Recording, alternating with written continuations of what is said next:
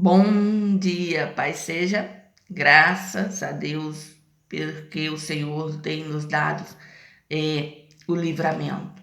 Que Deus lhe abençoe, lhe guarde, lhe proteja, que os teus olhos estejam voltados aos céus e nesse momento de dificuldade, nesse momento onde nós estamos enfrentando uma realidade diferenciada, nós possamos fazer como a mulher da dracma perdida, nós possamos acender a luz dentro de casa, nós possamos olhar a nossa realidade, que o inimigo bata em retirada pelo amor do nosso Deus, pela presença do nosso Deus e da sua palavra na nossa vida, que nós possamos estar atentos ao chamado, a palavra da salvação, a palavra que edifica, a palavra que transforma, a palavra que liberta, a palavra que salva. Que nós possamos sim dar ouvido à voz do Senhor, porque Ele é o único Senhor e Rei, poderoso para fazer muito mais além do que pedimos e pensamos.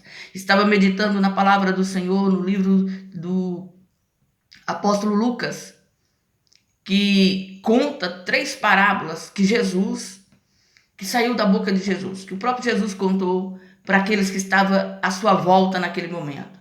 A primeira parábola falava de uma ovelha que havia se perdido, que o pastor daquele rebanho tinha 100, mas uma havia se perdido, uma havia se extraviado, havia ficado para trás. Ele guarda as 99 no curral, deixa sozinha, porque ele sabe que ali elas estão protegidas e vai em busca.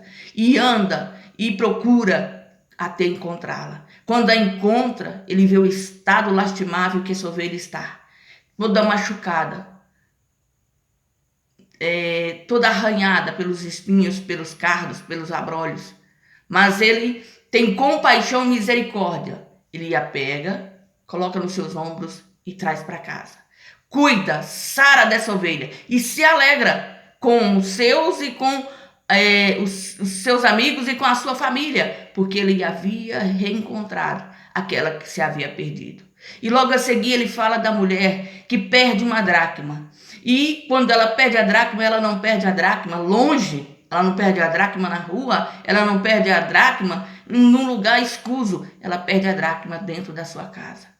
E o próprio Cristo vem dizendo que ela acende a candeia e varre a casa. Ou seja, ela vê a sua realidade. A luz acesa lhe mostra a sua realidade. A casa estava desordenada, a casa estava suja. Ela precisou primeiro limpar a sua casa, limpar e varrer para poder encontrar a sua dracma. E a encontra, porque ela não havia perdido a dracma fora, ela havia perdido a dracma dentro da sua casa. Às vezes nós estamos perdidos dentro da casa do Senhor, porque a angústia, a dor, a perseguição, as fofocas têm entristecido nosso coração. Mas nós temos que limpar, não é a vida do outro, é a nossa vida. Nós temos que transformar a nossa vida de glória em glória e entender que Jesus é o caminho, a verdade e a vida, e nele, por ele e para ele são todas as coisas. Que essa dracma que se perdeu seja encontrada na sua vida. Irmão, do que você está falando? De algo de valor. O seu caráter, de algo de valor. A sua conduta, a sua postura, de algo de valor. A sua alma, a sua vida, os seus desejos, os seus anseios, que eles sejam encontrados em Cristo, que eles sejam transformados para a glória do Senhor. E também vem contando a parábola do filho pródigo. Um pai que tinha 2 filhos. A representação dessa parábola é Deus conosco. Que há 2 qualidades, 2 tipos de crentes, 2 tipos de pessoas que creem em Deus, que sabem que Ele existe e que em momentos e situações têm atitudes que muitas das vezes desagradam ao pai. O filho mais velho, ele fica dentro de casa, mas ele não deixa de receber aquilo que foi dividido. Ele fica ao lado do pai e permanece ali em obediência, trabalhando e fazendo as coisas para agradar ao pai, mas também para ser visto, para ser aplaudido, para ser homenageado pelo pai. Porque o intuito do coração dele é que ele fosse visto. As coisas não eram feitas em obediência porque ele era simplesmente obediente, mas porque ele tinha um desejo íntimo no fundo do seu coração, ser visto. O filho mais novo, descabeceado, usa aquilo que tem para viver os seus desejos, as suas vontades. E pede ao pai algo que vai ser direito dele só depois da morte. Porque herança é algo que nós recebemos pós-morte, nunca em vida. Quem recebe a herança em vida está desonrando o seu pai.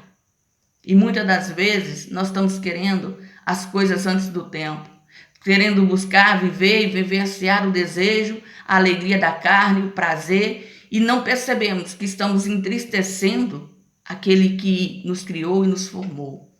Estamos querendo resposta de Deus antes da hora, antes do tempo de Deus. Porque achamos que estamos corretos, que estamos certos, que Deus tem que fazer, Deus tem que promover isso na minha vida.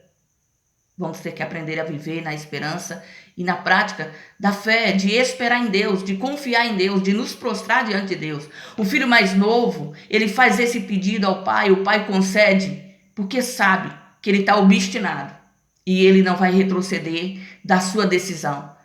E o pai que lhe dá o livre-arbítrio, porque o pai representa a Deus, que lhe dá o livre-arbítrio para escolher e decidir o que faz, lhe permite, lhe dá o que ele quer.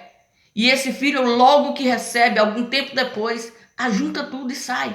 Sai da presença do pai, sai de dentro da casa do pai, sai do caminho do pai, sai e vai para o mundo.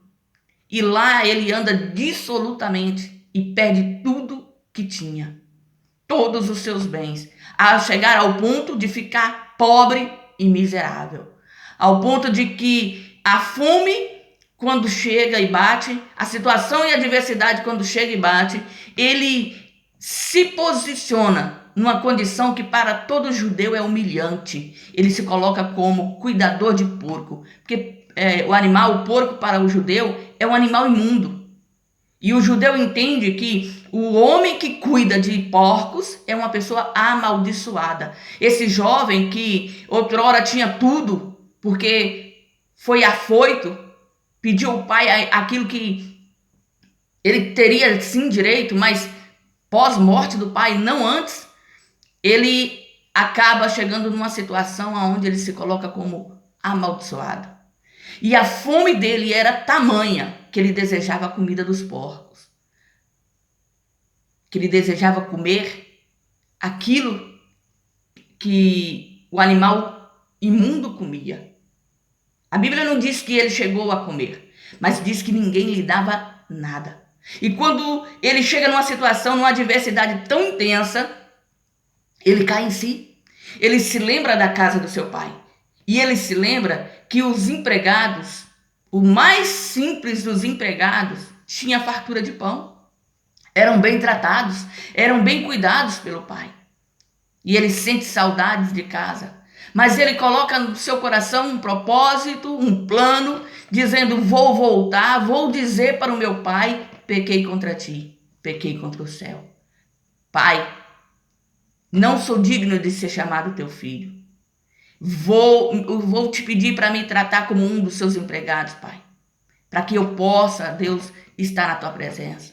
Só que quando ele volta, quando ele está andando pelo caminho de volta para casa, o pai o vê.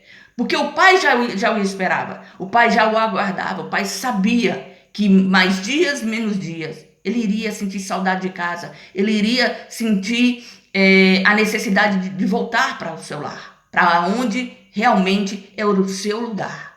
Não sei o que você tem feito, como está sendo a sua vida. Eu sei que você pode estar preocupado das situações e adversidades que estão acontecendo. Mas eu quero te dizer, se você saiu da presença do Senhor, volte-se.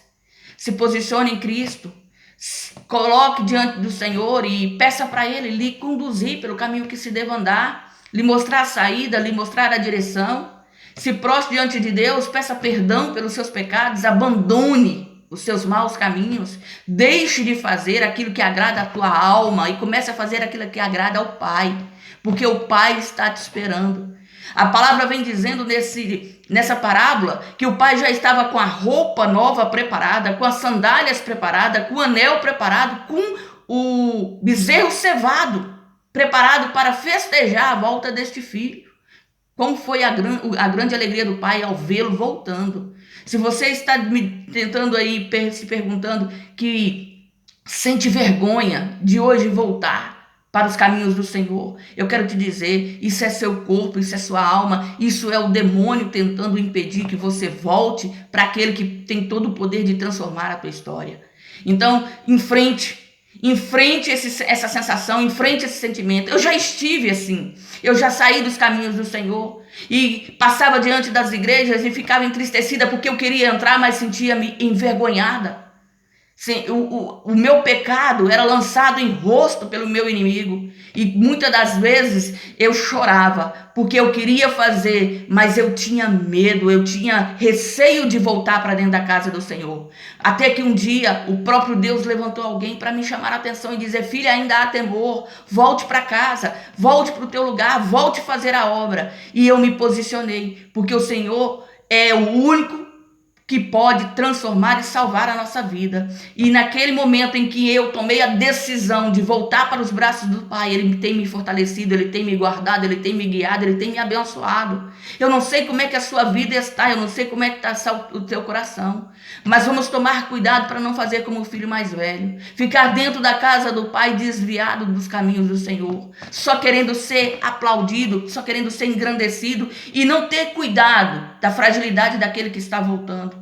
Porque não é fácil para quem caiu, para quem se apartou, para quem foi para o mundo, se posicionar diante de Deus. Que nós não sejamos aqueles que empurra para o abismo, mas nós sejamos aqueles que estende as mãos para que os que caíram em abismo saiam do pecado, saia da situação de adversidade, saia do momento de fragilidade e se posicione em Deus. Tá certo que nós temos que confiar no Senhor e não no braço do homem. Nós temos que nos posicionar em Deus e deixar que o Senhor nos mostre o caminho da salvação, o caminho da transformação, o caminho da revelação. Porque nada fica encoberto, nada diante do Senhor fica escondido. Então, quando Deus traz de volta, Ele não traz a perfeição, Ele traz para que a perfeição possa tratar, limpar, curar. Lembre-se, a ovelha perdida, quando foi encontrada, ela estava arrebentada. E o seu pastor pôs ela nos ombros e trouxe ela para casa para cuidados. Lembre-se, a dracma perdida, ela não se perdeu na rua, ela não se perdeu à beira do caminho, ela não se perdeu longe de casa, ela se perdeu dentro de casa. Mas a mulher, para encontrar, ela teve que tomar duas atitudes. Primeiro, acender a luz, para que pudesse ver a sua realidade. Segundo, consertar a sua casa, varrer, limpar.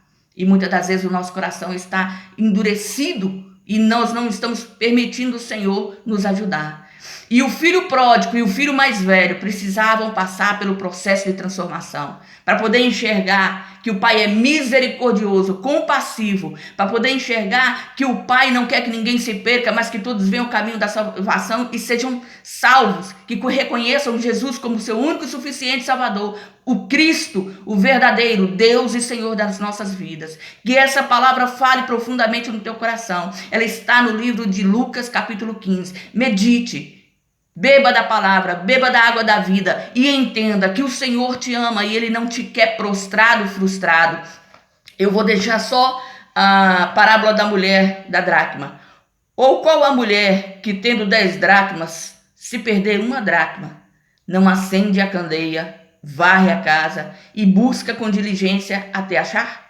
Achando-a, convoca as amigas vizinhas, dizendo: alegrai-vos comigo, porque já achei a dracma perdida. Assim vos digo que a alegria diante dos anjos de Deus por um pecador que se arrepende. Diante dos anjos de Deus, quem está? O próprio Deus. Diante dos anjos de Deus, a festa, quando o pecador reconhece o seu pecado, se arrepende dos seus